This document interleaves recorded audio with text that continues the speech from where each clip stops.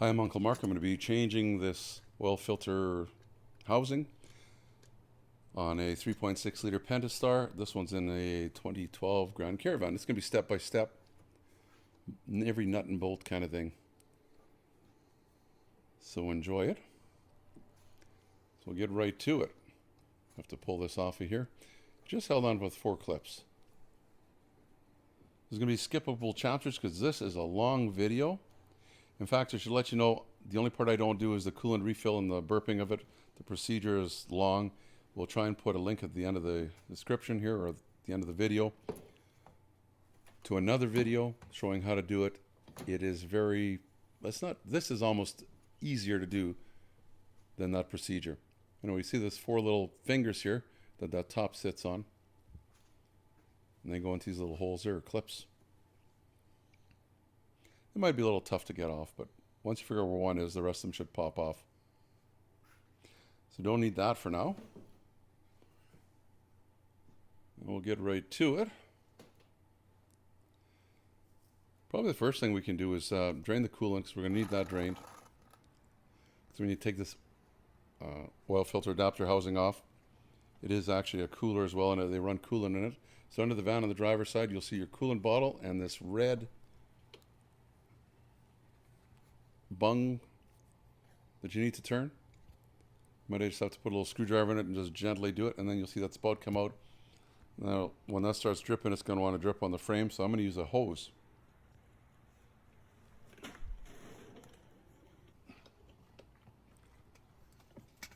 Once you stick the hose on there, it'll be pretty easy to drain it where you want to drain it. Now, this is actually a fuel line. It was kind of pricey, but I'm sure you can just use just normal. It doesn't have to be anything special. You use clear hose or whatever it is. Just don't want to be draining this when it's hot. So I'm going to stick the bucket under there. Make sure it's in the right spot. Try not to make a big mess, because in this case I think we're going to try and reuse this coolant. Otherwise, I'd suggest, since you're going to be dumping half of it out, maybe it's a good time to just put some fresh, brand new coolant in there. Should be a 50-50 mix. Really? And I'd suggest that if you're going to do that, you'll want to use the Mopar antifreeze. It's a special type of antifreeze. So we'll get this thing draining here right away. Hopefully it's not plugged. Might have to blow some air in there maybe if it's not draining. So I'm going to open it up a little more. Just want to remember later when we go to close it, you might have to push it in and then turn it. So while it's draining, and we'll keep an eye on it, it's probably going to fill that plus a little bit. Take this hose off first. It goes into your air cleaner box. Should just twist off. Depending on how long they've been on there for, they might be a little tough to get off.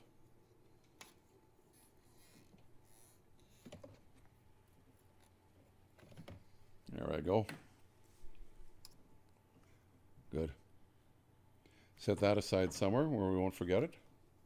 I'll show you how to put it back on later. It looks like that's kind of wet, but this van's got lots of miles in it. 150,000 miles. So there's a couple screws up here. You can use a flat screwdriver, or you can use, I believe it's 8mm. It's an 8mm or 5/16 little socket if you have. That might work a little easier. If not, just use a flat screwdriver. I've got a screwdriver handle here that actually fits in little sockets, the 1/4 inch. See if I can try and put just that in the description. Link to an Amazon seller. Try and put most of these tools, if not all of them, in there. Once you loosen that, it should just slide off.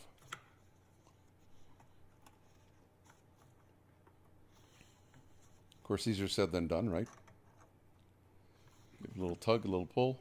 Remember, again, there's skippable chapters. If you've had all this off before, you may want to just skip to, I don't know what the number will be, but so we're going to have to take that off. There's a little plug in there, a little clip. It's a 2-piece clip, so the center comes up. Now this one actually came up pretty easy. I've had some that are almost melted on because they've been on there so long.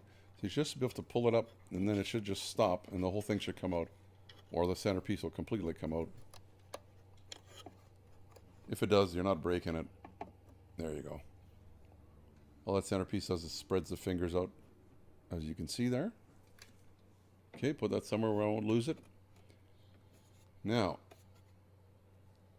this is clipped in on the bottom by 2 clips. They're just little fingers similar to that top part of the motor there that we just took off. There's a few connectors we need to take off first, electrical connectors. Most of them are just a push tab. That one came off not too bad. Sometimes you might have to use a screwdriver to push them down. And then if a guy wiggles it around a little bit, it should pop out the top out of the back there. This is quite the thing to try and put back in later. Like I say, it's just sitting clipped in there.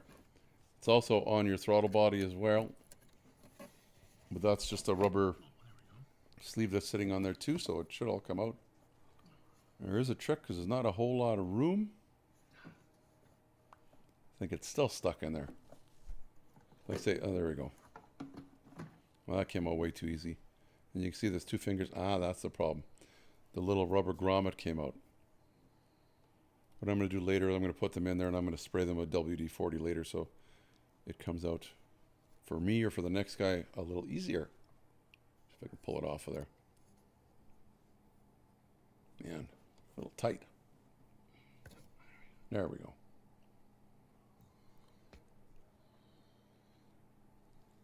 So you probably have the same problem. So it just slides in.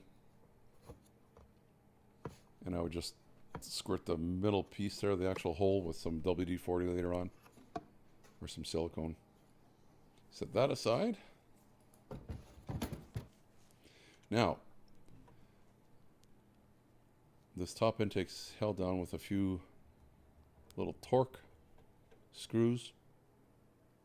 These are either a torque screwdriver or you can use a little socket.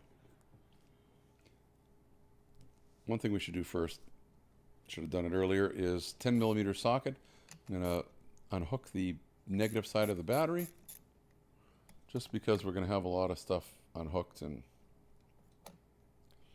don't want somehow something to go wrong where it accidentally tries to start or something, maybe with a remote control. So some more hoses here in the back.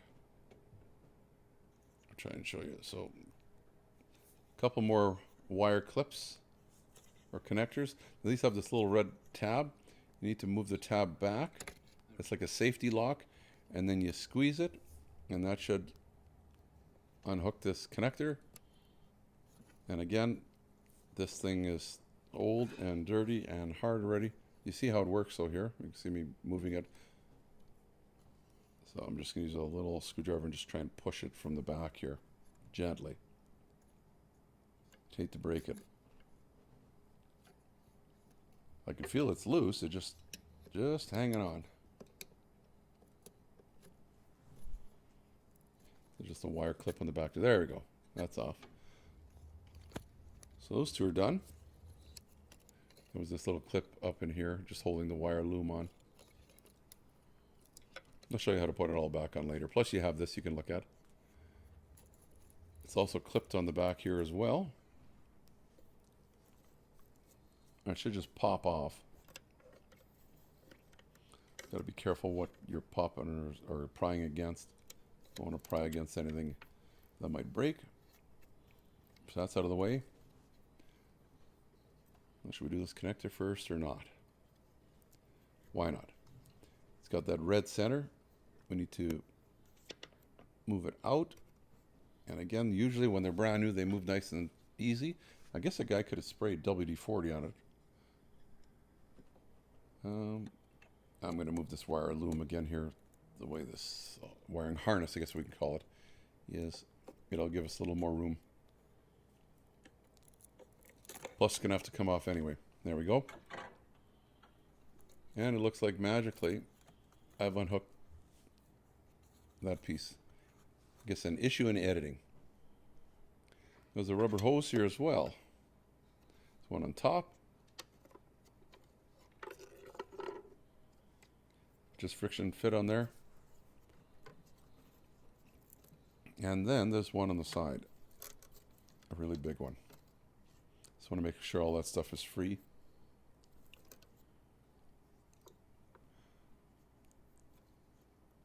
So this one too, I needed to use either a screwdriver or something flat to try and get it to move a little bit. This was stuck on here pretty good. I don't think this has ever been off. Like I said, this van's got 180,000 miles in it, somewhere in there, I believe. Maybe a little more. This is the first time he's had this issue, but it's a van that's on the highway all the time. They live in the country, so it gets lots of miles racked up pretty quick. This doesn't have coolant or anything in it. It's just air, vacuum, I guess we can say. Well, we still don't want to hurt the hose. Not much room for that either. That can just stay out of the way. Now there's a couple little nuts on the back. Try and find the size for you here. Just little babies.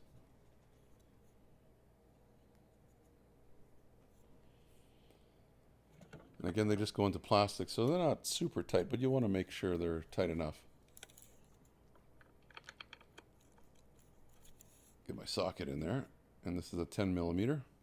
So you saw where they were there, so you can just take them off. Try not to lose them. Try and get at this one here, this one at the very back, and there's one towards the front here. So I've got it off, and again, we've got this wiring harness that's got another clip here.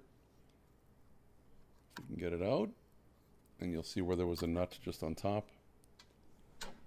That's through the magic of editing, has gone missing. There'll be two of them anyway, just set them aside. So we're doing pretty good.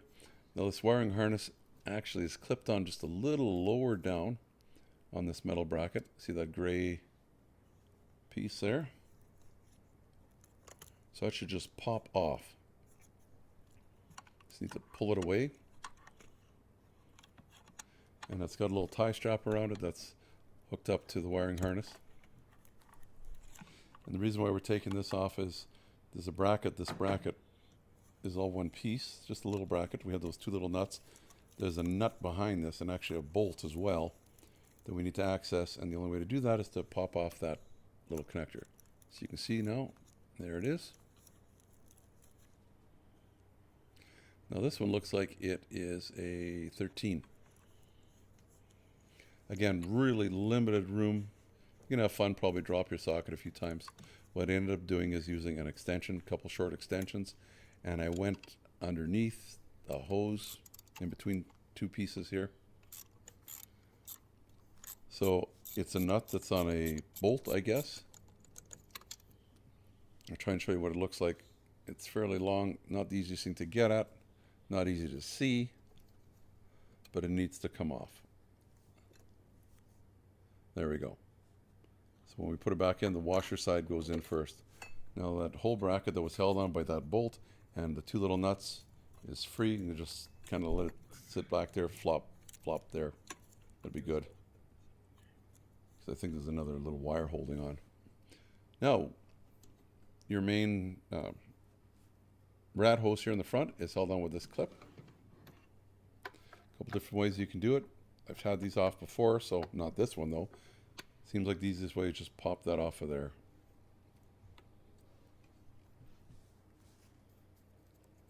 But for some reason I decided no, I don't want to do it on this one.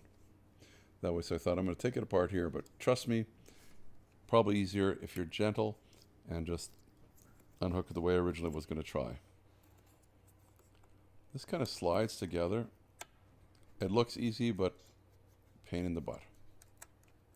So you want to pull this hose up and out of the way, and then what I did is pull the dipstick out and pull the hose, just stretch it over the dipstick tube, put your dipstick back in there, and that'll give you a little bit of room because there's a couple little nuts here again, a couple more of these 10 millimeter little nuts. They're nut with a washer. See the second one there? So they kind of hold the front of this intake off. I'm using some little ratcheting wrenches. really come in handy. It can be done without them.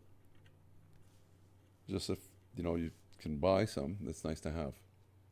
Save you a little bit of time. Get this one off as well. Comes off the same way as the other one did. I don't have to show you that. Now we're going to go on to the plenum on top here. I believe this is an 8mm. You can also use a torque. If you get a torque bit, I think it's a T20. They're a pretty common one. Or was it a T25? Anyway, 8mm for sure.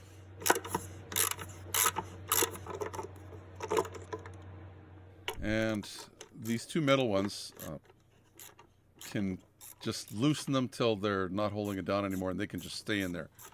The rest of them I took out, including this one in the end. You can see it down there. There, I use my screwdriver, my torque screwdriver for that. There goes the screwdriver. I guess better than losing that.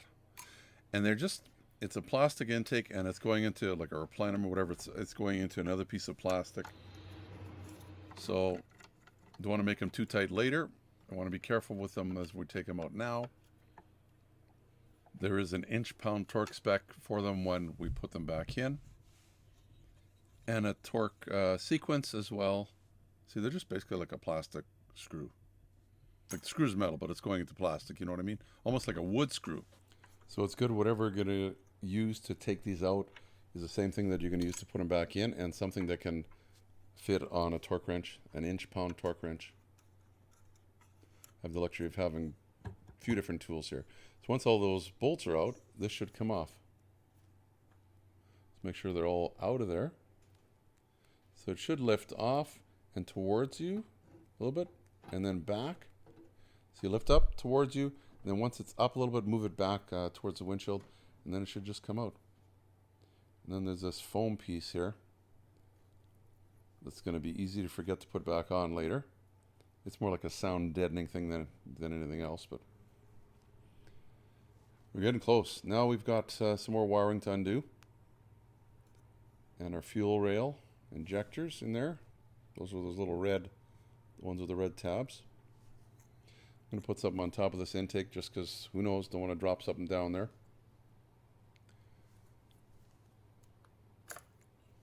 So these have a little push tab. You should push, and then as you're pushing with your thumb, well, I'm going to use a screwdriver because they seem really tight. When I'm to push down, it should unlock the tab, and then they should just pop out. Easier said than done. Again, this is getting to be an older van already. Woo, you guys okay? So we'll get them all out here. I'll show you a close-up. So the tab pushes down, just like that. There's a bunch of dirt and stuff like that. These guys live on gravel, so you want to make sure you're pushing down as you're trying to pull it out. I'm going to try and do both with my screwdriver and my fingers. Boy, it's tight. Don't want to break that tab, though, because it kind of is a locking piece, so it doesn't pop out. So gently. There we go. So you do the same to the back row. Now we're going to do the fuel injectors here. You see the little red tabs. The tabs move up and out of the way just a little bit. Again, when these were new, they would move nice and easy. It may help to spray them a little bit with some WD-40. That one clicked nice and easy. That's good. Now there's a tab in there. You're going to want to also press a black tab. I'm going to try and push it with my screwdriver just because, again, it seems tight. Tab pushes it, and then you should be able to pull the whole thing up as the tab is pushed in. There. That was easy. Don't expect yours to be that easy. How's that? Expect the worst, hope for the best. Is that how that works? And you can see in here how that unclips once that red piece is out of the way. Of course, there's 3 more on the back side. But let's try and get a couple more of these done. I use this extra door panel tool to try and pry the red piece up a little bit. Again, like I say, they should just pop up. Getting a little old. Really? I mean, like, it should just pop up. There we go. Again, maybe some WD-40 in there would. I'll definitely try and spray that little tab with some when I put them back. Hopefully that'll help a little bit. Probably a little bit of gravel in there. Like I say, this vehicle's used on the highway lots, or on the gravel roads. They live on quite a few miles of gravel. See if I can get this other one out too.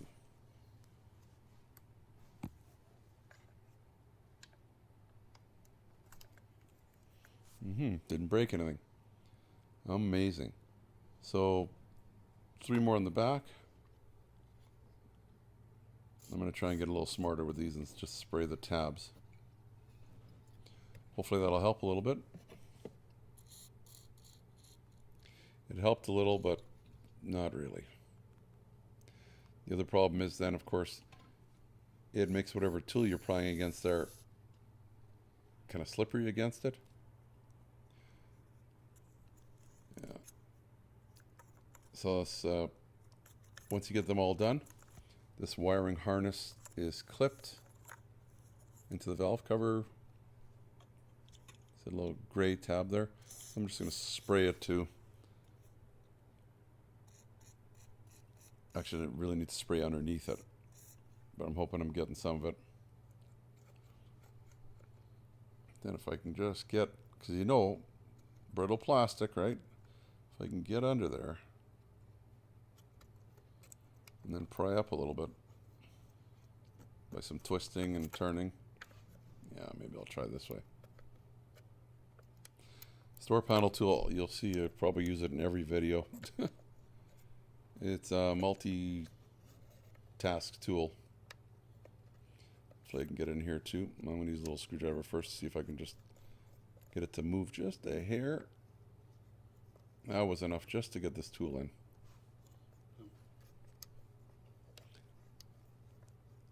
Do a little bit of twisting. Hopefully it'll pop up without breaking.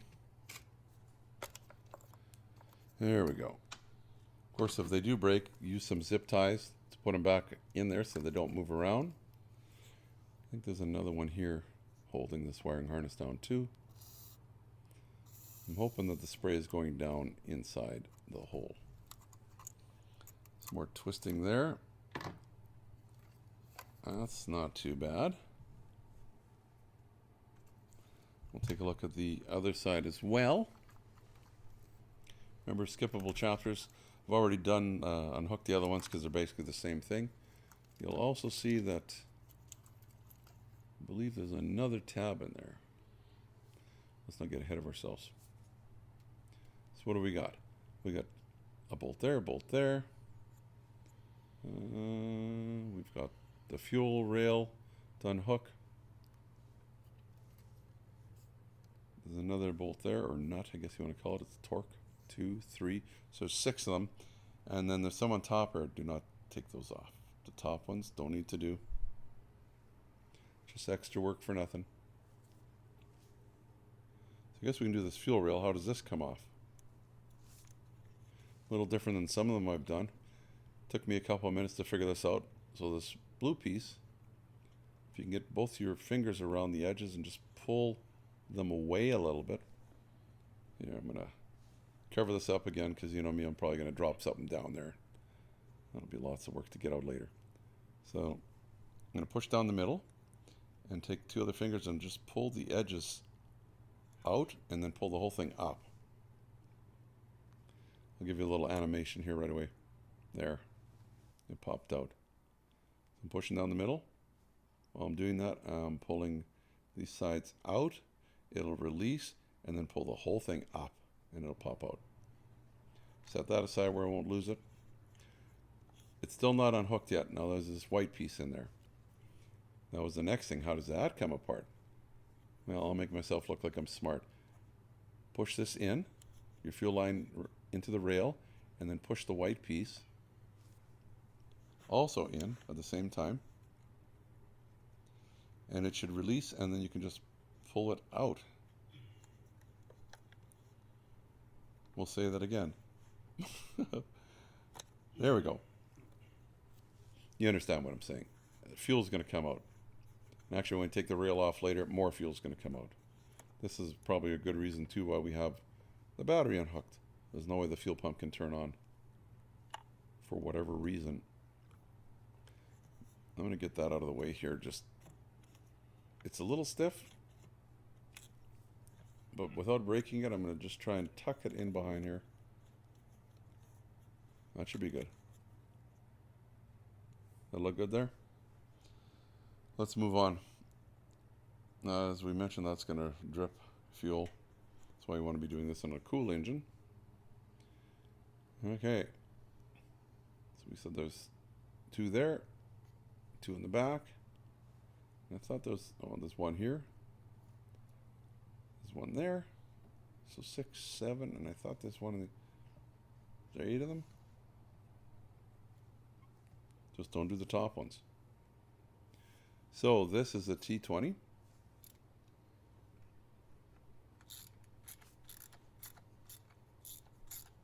We'll loosen them up.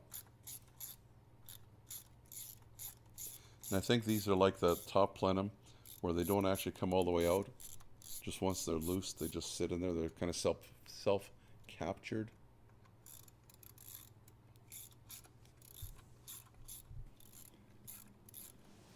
So anyway, we'll try and get all these out of here. Shouldn't take too long. This is the easy part. It's kind of nice that they'll stay in there, just in case. You'd hate to lose them. To cover that again, just because you never know what's going to fall out. There's a clip here also holding this wiring harness on this one side. You might have to use something underneath. There's actually a second one as well that I seem to have missed at this time. Just remember, do not do those very top ones. There's 4 there, but I think they'll hold the fuel rail in. Just leave them where they are. You don't want to move the rail. You don't want to disturb any of the fuel injectors. There's also a fastener right here. Same size, of course. And it's hard sometimes to tell if they've actually loosened enough unless you can grab one and pull it up. And then one here behind where your fuel injection, where the fuel line connects. So it looks like they're all out. Open. There's always going to be one that's probably not going to be all the way loose. And there we go, we take it off. And you can look underneath, there's our fuel injectors there. It's only going to go on one way later on. I just had a rock fall out. That's okay though. I apologize again if I'm going a little too slow. So all this gasket material and dirt, it's going to have to be cleaned. And you don't want that dirt falling inside. You can see it's pretty dirty actually. So I was debating how to do this. I thought, can I just vacuum it while it's there and make sure nothing falls in?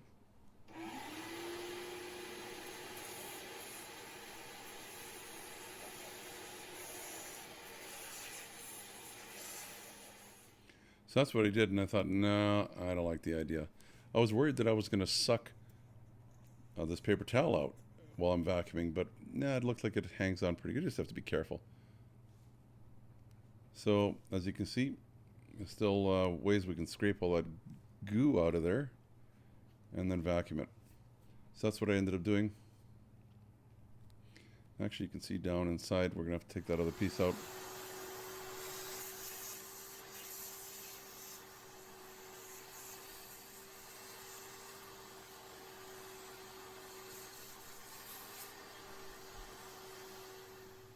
Anyway, it took a lot longer than that to do that. I just got the worst of it out for now. And you can kind of see down in there this was 4 of these bolts, and they're torque sockets you're going to need.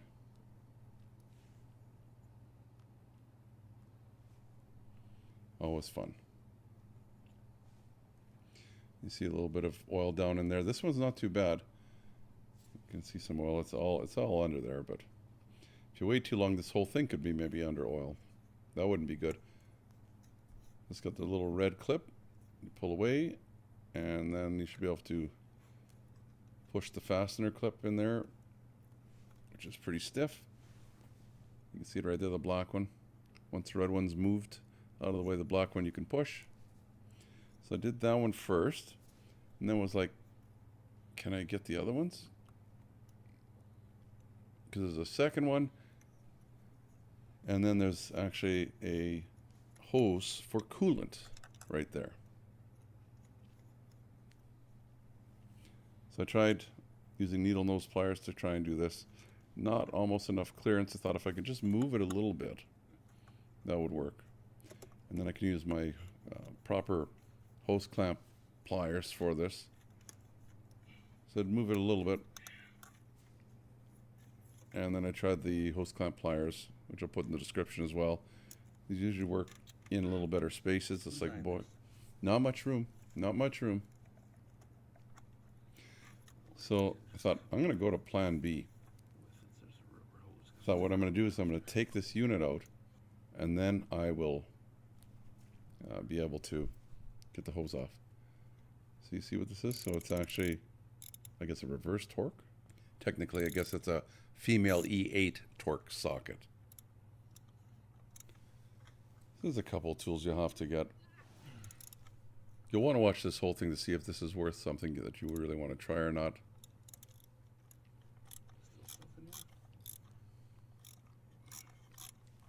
Hopefully we've checked the coolant going into that our pan under the van, because by now it's probably running over. You'll see here when we take this out why I drained the coolant. Probably took too much coolant out, but I'm not really sure how much I needed. This should pop up. Now it's going to leak oil and coolant. It's got both in there. Mostly oil, I found. So of course your orange stuff's the coolant, and the oil you can kind of see to the right, just kind of coming out. And I thought, well, maybe it would be a smart idea to collect it or stick a rag in there now before it makes more of a mess that you have to clean up. You be the judge. You can see it coming out. It's like, ah, man. Yeah. Oh well. Let's get back to this coolant hose, and of course we've got another connector there as well for another sensor. I forget what sensor it is. So I figured I'll clean that up on the bottom, set it sideways, get my pliers for these clamps, hose clamps, and just pull the whole thing off. And that went okay. Just move this out of the way.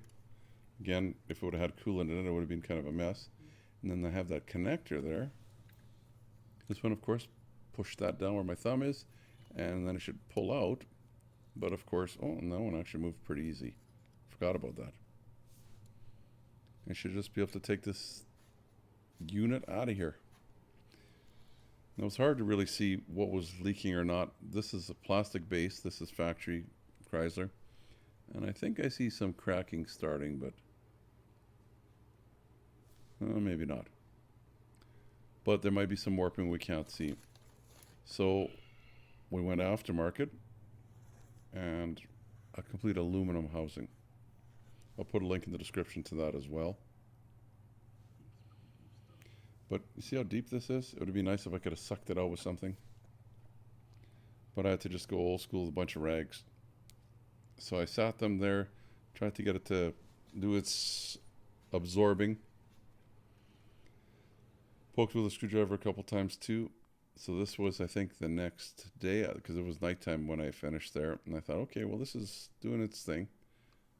And I thought, oh, it'll be good. Well, yeah, it needs more work. Typical. But it did do a pretty good job.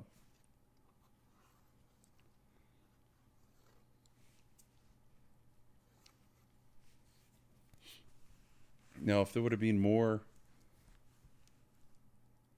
oil here, this would have probably given you more contamination with your coolant.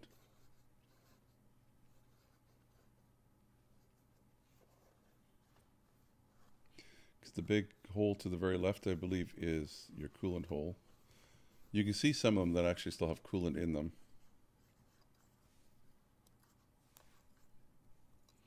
I could be wrong on that though. Maybe that is an oil one. Anyway, so you can see it's a big mess. These other connectors you see down there with some sensors, those are NOx sensors. If you ever have to replace a NOx sensor, you're going to have to get in here.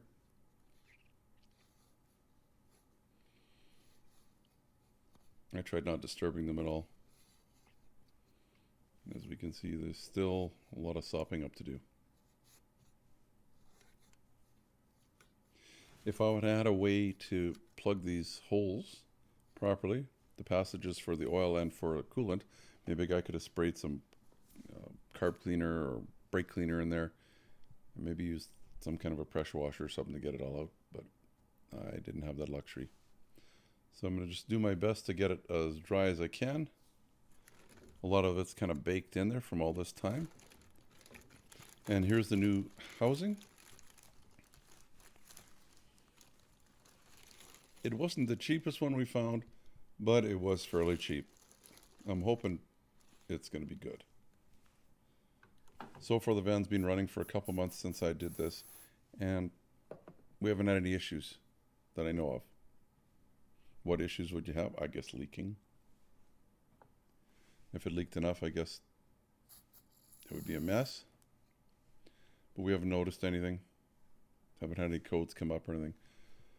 So what I was doing is with the rag I was just trying to clean these connectors here, or whatever you want to call them. Passageways for the coolant. Took a razor blade, tried to just kind of gently scrape it. It's a very awkward spot. Just want to get whatever kind of rubber residues on there from whatever kind of rubber O-rings that were on there before. A little bit of coolant. Figured I'd use that for a lubricant. And I think I just put a coolant lubricant on where there's an oil passage. Oh well. So the coolant line goes back on with that funny hose clamp. So what I tried doing is moving the clamp back as far as I could on the hose, because it was really hard to try and get that on the clamp and the hose at the same time. So slid the hose on, then I'm going to slide the clamp on and try and put it back in the same spot on the hose, just because sometimes if you don't put it in the same spot, it's like the hose doesn't clamp down the same way and they start leaking. Not the easiest thing to do. I tried getting it back where I thought it was. We'll plug these two connectors in as well.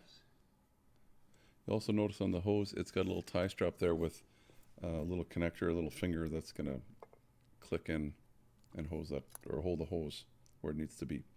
Now, these are kind of idiot proof. You can only plug one into, they can't plug them into the wrong side. So that one, it did snap in. I could feel it. And then this one here, this one's got a double clip on it. So it clips in, and then it's got the little red, also, I don't know what you want to call it. It's like a safety latch or something. I'm trying to line it all back in. So basically, there was one big hose towards the front there, towards where my hand is on the left, that you could actually stick into a hole on the top of the engine. So that's what I'm trying to work in there. The rest of them I think will just line up once you screw them down.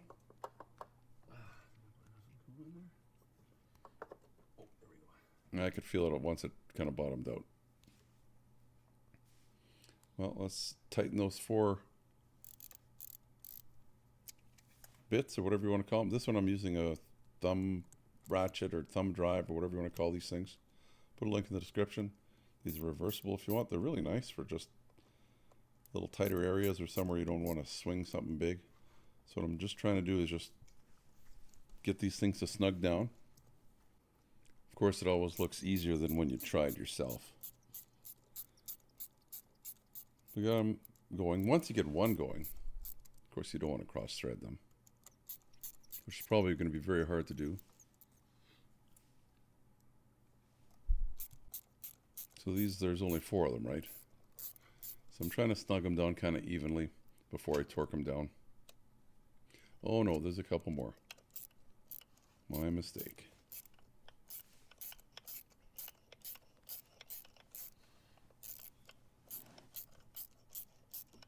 They're long enough turning too, aren't they?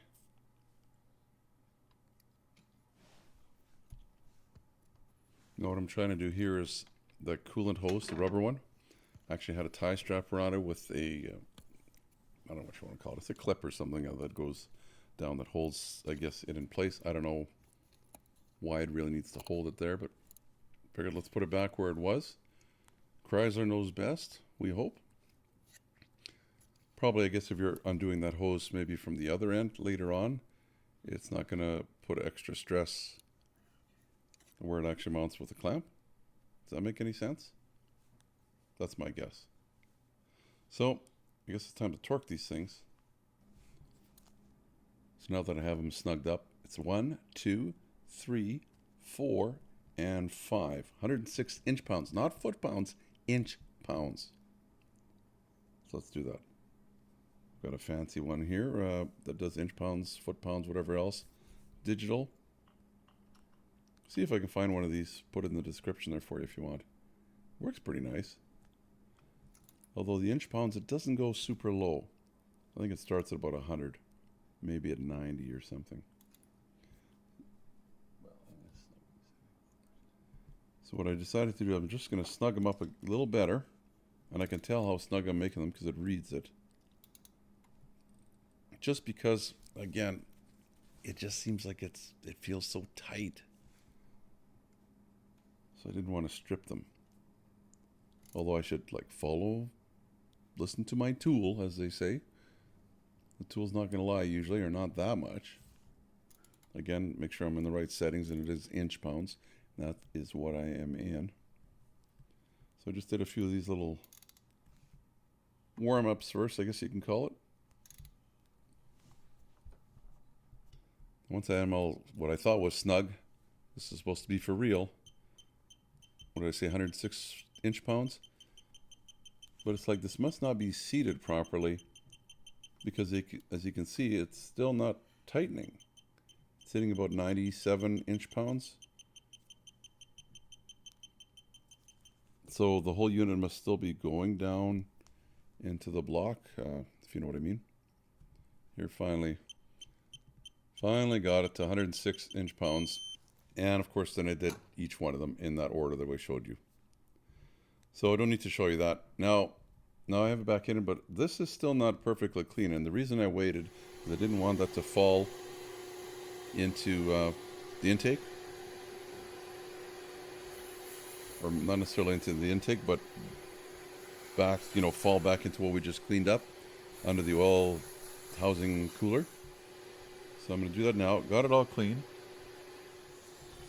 Again, just take my time. I'm using a plastic razor blade, and then I used a real razor blade. I didn't want to scratch the aluminum. So try to get it as clean as I can. You can kind of see where the gasket's going to sit anyway. To get the majority of junk out of there. Then I cleaned it with some brake clean. And so the gaskets should, make a good seal. Easy enough, huh? And then I am my father's son, so he would have done this, so I'm going to do this too. I'm going to write inside the engine here, because if I ever have to look at this later, we'll know when it was replaced without having to go through, receipts and other kinds of things there. It's right on there. Well, this van has enough miles on it, or kilometers. It might be the last time that's done. You see all the dirt falling out of this? Crazy. And these little kind of goldy color screens that are about the size of a pencil eraser, that's actually your fuel injection.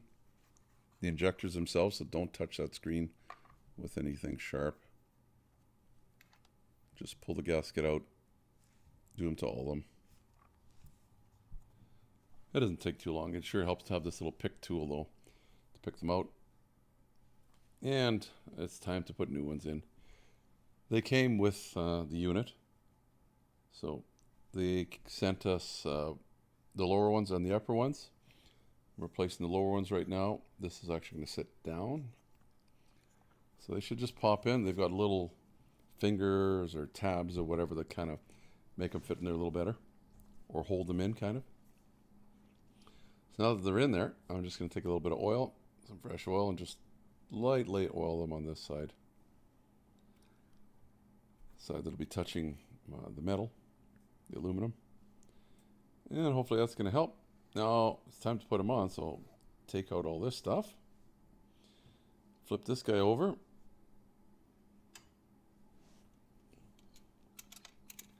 And set her on there. Of course, with two hands, it'd be a little easier. Make sure those things don't fall out. It only really goes on one way. So, but if you're kind of worried, of course, we've got the your fuel rail where it's going to click on to the fuel line. That'll be facing you. So I'm just going to lightly thread all these in, snug them up. Once they're snugged up, we can torque them down to the specified torque specs. Again, you'll want to check it out to make sure you have the right torque specs for your engine. And let's look at the sequence. 1, 2, 3, 4, 5, 6, 7, and 8. There you go. So what I did first is I snugged them up. And with this little gadget I'm using, there's no way that you could tighten this too much. I should actually reef down them a little harder. There's no way you'll reach the inch-pound spec using this little unit. So anyway, I did them though in the torque sequence that you're supposed to do in it, and then use the torque wrench. Did them all in that sequence again to the desired torque spec. I don't need to show you the whole thing, but you understand how it goes. Got them all done, and then grab the fuel line. Let's hook that up. Remember those little blue clip that I got to put back in. It only goes in one way. I wish I would have got a closer shot out of it, but sorry I didn't. But like I say, it only goes in one way. And then, you know, that's basically what it should look like. The white clip's in there and the blue clip now. And all you have to do is just push it on. And it should click. And then just make sure it's on nice and tight, which it is. And that's done. Now, I don't know if there's an oil filter in this unit or not. I would imagine there was or is, but I don't recall it actually saying that in the specs. So I thought I'm just going to unhook this or open it up, make sure there is a filter in there, because wouldn't I look dumb if there wasn't one? And look, there is one. Good. Can't hurt to check, right?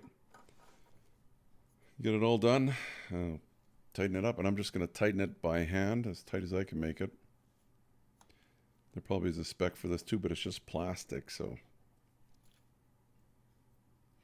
Now I'll start putting the wiring harness back on. We've got our fuel injectors and our coils.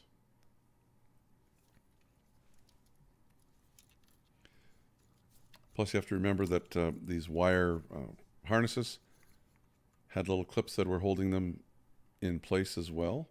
So I'm going to try and put them in first.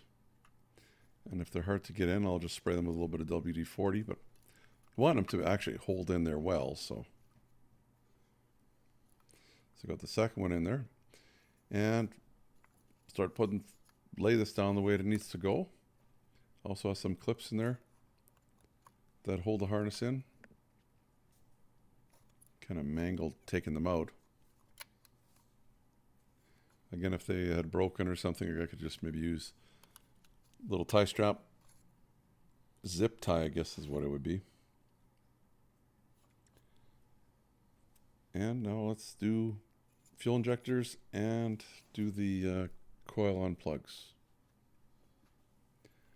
So whatever you figure is going to be easier to do first. I would think the injectors. Remember, they've got the little red clip as well. I'm not going to show you the whole thing because you're just reversing the process that we did at the start, right? You'll be able to figure it out from here on. Just make sure that you get 2 clicks. You get the first click from the original clip, and then the red safety catch also clicks in. I don't think it'll click in until the first one is engaged. I had some issues with the other side, the back side of the engine, where some of these were really hard to push in as well, so I sprayed them with some WD-40 just on the clip itself, not on the connection, not on the electrical connection, because some of them were just tight, I guess old. And then you can hook up your coils, and this too also has a little springy clip there, but it should just click on. Once you do that, do the back ones. Again, it should click. You should feel it, yeah.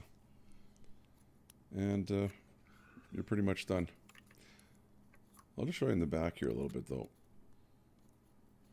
Some of the issues we had. So what I ended up doing is just having to spray the clips a little bit. It's out of focus a little bit, but anyway, just want to get that to clip in. Once they were all in, it's time to work on. Oh, I still have. Oh yeah, okay, here we go. Just want to make sure that everything is accessible. These wires. So when you put this plenum on, I want to make sure all this stuff is hooked up, because it'd be hard to get at later. Looks like everybody's in place. All good. Now before you put that top plenum on, just want to make sure everything's clean. I'm reusing these top gaskets just because I might have this off again.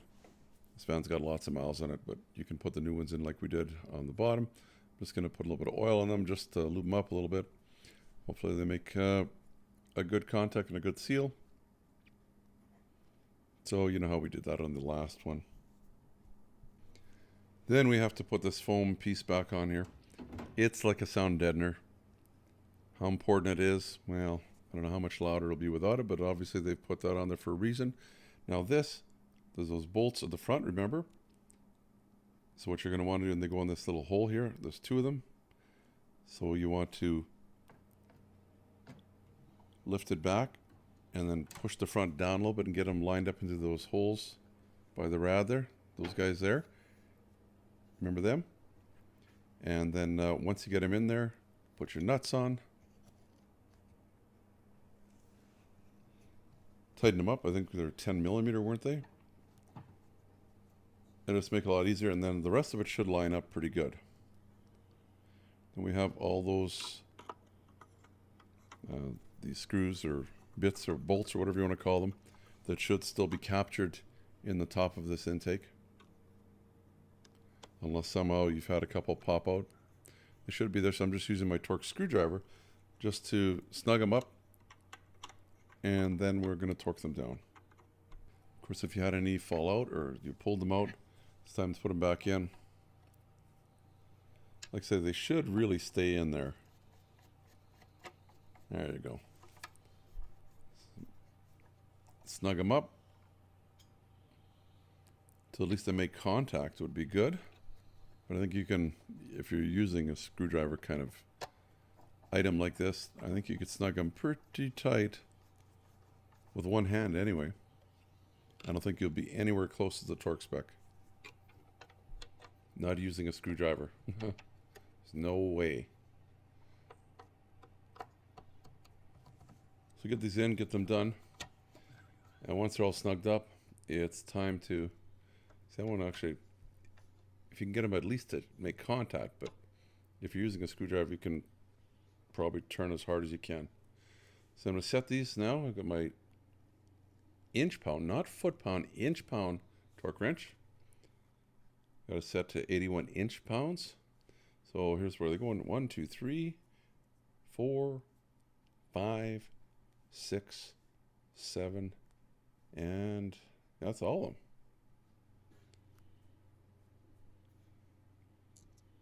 So you can use either if you have a socket or if you have your torque bit. So anyway, I'm not going to show you the whole thing. I have some important information about this job though at the end, because you'll notice that there's a couple things that I'm going to have to do later on, which we're not going to show in this video. A little bit about the coolant and some other things, so just stick around for that. We're just about done. Of course, I'm going to try and have, as we mentioned, the skippable chapters working. Sometimes I found that, I don't know what's going on with YouTube, but they don't seem to want to work as you drag that bar along. But if you look in the description, you can find them there and actually source the chapters that way. So we'll see what happens. Let's put this back together. Remember, we had the little bracket in the back there with the 10mm nuts and that one big bolt that's going to go right there. There's the 10mm nuts up there. So yeah, if you slip them over the top there first, that'd probably make it a little easier. Get this bolt in. Remember that plastic piece is going to go on top of the bolt. So there it is. Washer faces inside. It's not the easiest thing to see or feel or grab, but it's doable. If you can hand tighten it in there, or at least get it started, then once you get your socket on there, you can tighten it up. I'm going to actually use my ratcheting wrench. Once you have that nice and snug, put that clip back on it that holds this wiring harness or loom. That's done. Of course, we've got these two 10mm little nuts there with the washers on them. Again, this is really only going into plastic. You want them pretty snug though. Don't want them coming off. Again, I'm using a ratcheting wrench. These are fantastic. Especially with the swivel head. I find that that's way worth getting. Then there's this hose here. It's actually, I think, maybe for your brake booster. It's not coolant. And then put these looms back on, or wiring harnesses. Then we can start plugging in the sensors. Remember, some of these are a two-part, so they click in, and then there's that little red tab you have to click in as well. It locks it in place. Sometimes those locks don't work that easy. See another place where that wiring harness is clipping in there. Might be several different places it clips on. And grab the wires from the back too, so that I can find them. Now, we have this intake box that's going to hook up in the back here. It sits on these two little fingers. One there and one there. And on the bottom of this box, remember that grommet that fell out? I'm going to spray inside them just so that, well, they'll come off easier next time. The front has also got a mount, if we recall. This is kind of a slippery thing to get in the back here. Maybe slippery is not the word. Pain in the butt. How's that? It's almost like the engine's just a little bit too high against the firewall. Can't do much about it. So you're just going to have to fiddle with this till you figure out the exact way it goes in. There is an exact way. Sometimes, it seems every time I do these, sometimes they'll go into that spot easy, sometimes they won't. So we're trying to line up three things. So first to the right, we want to hook up to your throttle body where I just pointed there. There's going to be a pin that holds that in. So if you slip it on the throttle body, that should work. And then we've got those two fingers in the back that should clip down in there. And you see them there, but it's a puzzle to get those to fit on there. You'll feel when it finally clips down. You might have to kind of move it around a little bit, up and down, up and down. You can watch my struggle. If you have issues, you'll be feeling the struggle, feeling the pain. So trying to get those to line up, like you say, you're trying to get to the right of this plenum or this air box. You're trying to get it to hook up to your throttle body. And then, of course, this pin right here, that's got to line up as well, so we can put that little fastener in. And then there's going to be this tube.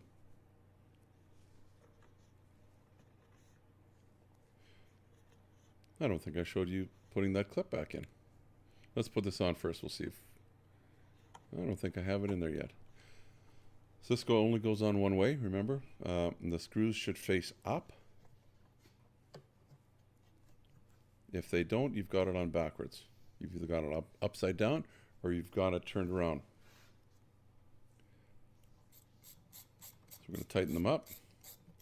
Like I say, it probably works a little better if you use a socket, because it'll stay on that socket head a little easier than using a screwdriver. Okay, there we go. So that's what I was talking about too. This piece, it's got this little clip. Just goes in the hole there, and then you push the middle part down like that, and it should lock into place. What else we got here? Those little nuts. Do we have them on? Looks like I don't. I thought I put them on. Obviously not. 10 millimeters. Those little two there. One on this side, one on that side. If you already put them on, then you can skip this part. I'm going to snug them up. Get that other one on there as well. Then what do we have left? There's a hose that goes across from here to the intake. Then we also have a little hose that's going to clip in there. That should be in the back here somewhere. There it is. Sometimes it gets lost. They just friction fit. This big hose only goes on one way as well. Goes into where your filter is. It's just a friction fit. And then it goes all the way across and down and around to this side of your valve cover.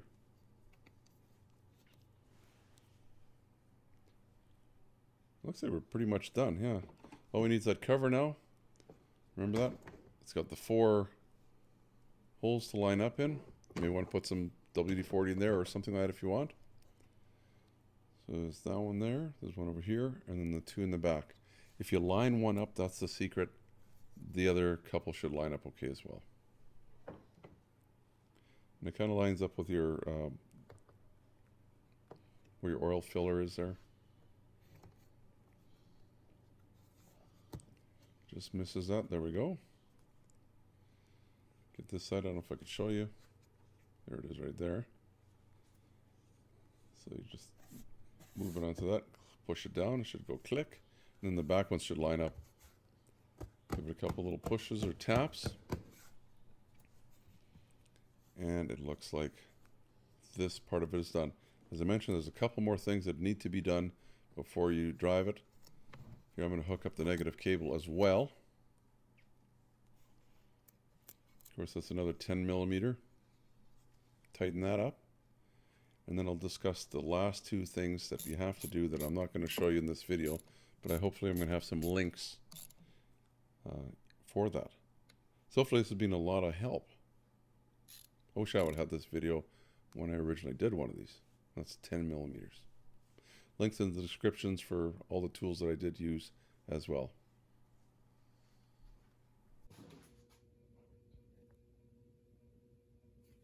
Well, I wouldn't say that was easy, but it wasn't super hard. We've done tougher things than this job. Probably what took the longest was trying to sop up all the oil that was in there. Maybe if I would have had something that could have sucked it out, that might have made it a little easier. Want to remember too, no coolant in the vehicle yet, so you're going to need to put some coolant back in, and there's a special procedure which I didn't show you here. I'll try and put a link up here above the flashing yellow arrow. How to burp it. It's kind of a complex thing.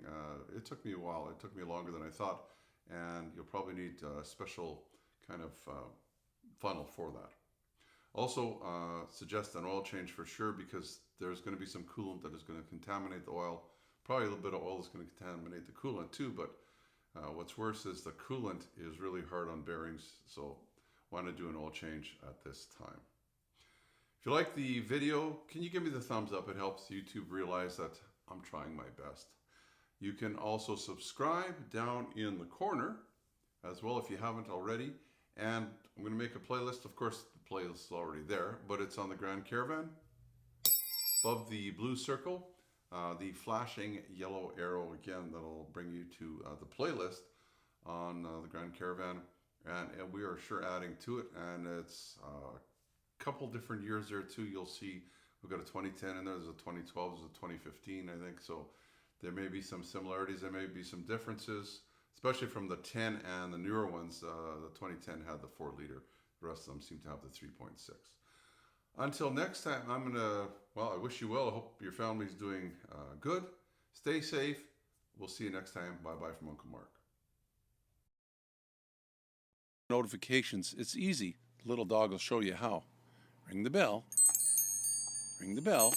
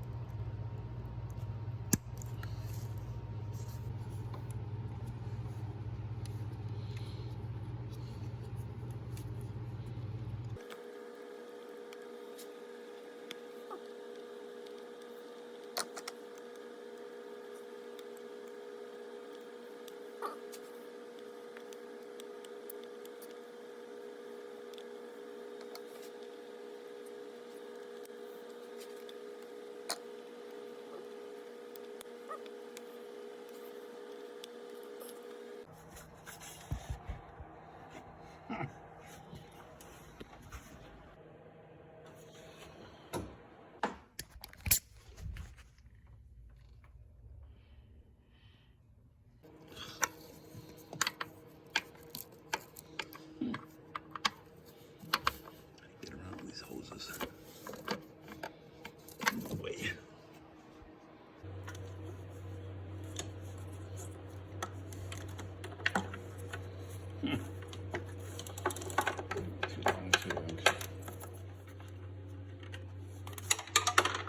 Of course.